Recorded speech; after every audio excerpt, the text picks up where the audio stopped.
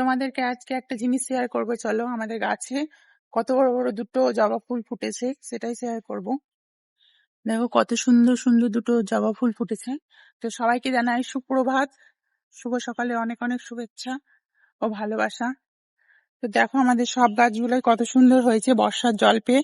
আর দেখো বাবা একটা পেয়ারা গাছ এনেছে, লাগিয়েছে, একটা কুড়ি ফুটে আছে। আর এই গাছটা ভাবছিলাম মরে যাবে, কিন্তু গাছটা দেখো অনেকগুলো ডালপালা বেরিয়েছে। আর এই জবা গাছগুলো, শিউলি ফুলের গাছগুলো দেখো কত সুন্দর হয়েছে। আর এই গোলাপ গাছটা বুঝতে পারছি না বেঁচে গেল না মরে গেল, কি হলো কি জানি। সাদা গাছটা এত সুন্দর, মরে গেলে তো পস্তানার শেষ থাকবে না।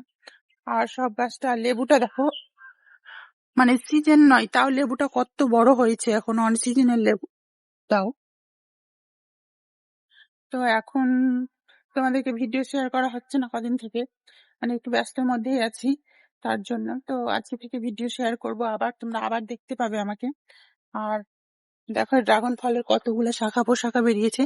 এইখানে দুটো বেরিয়েছে, এখানে একটা বেরোচ্ছে, এইখানে দেখো মাথার উপরে দুটো বেরিয়েছে, অনেক বেরোচ্ছে, এখানে এখানে অনেক অনেক অনেক বেরোচ্ছে। তো দেখা যাক কেমন হয়। আর ড্রাগন ফল কবে খেতে পাবো সেটা তো উপরবেলা জানে, আর ভগবান জানে, ভগবান ছাড়া কেউ বলতে পারছে না। তো তোমরা সবাই ভালো থেকো, সুস্থ থেকো। আর আবার পরে ভিডিও কি করছি না করছি সবকিছু শেয়ার করবো। ও আর আজকে আমার টিউশন পড়াতে যেতে হবে, তো শেয়ার করবে তোমরা অবশ্যই। আর এই টগর ফুলের গাছটায় দেখো টগর ফুল ফুটেছে অনেকগুলা, অনেকগুলো কুড়িও রয়েছে। আর কচুর শাকগুলো দেখো শুকিয়ে শুকিয়ে গেল।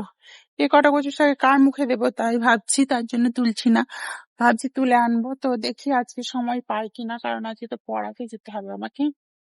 তো ঠিক আছে, টাটা সবাইকে।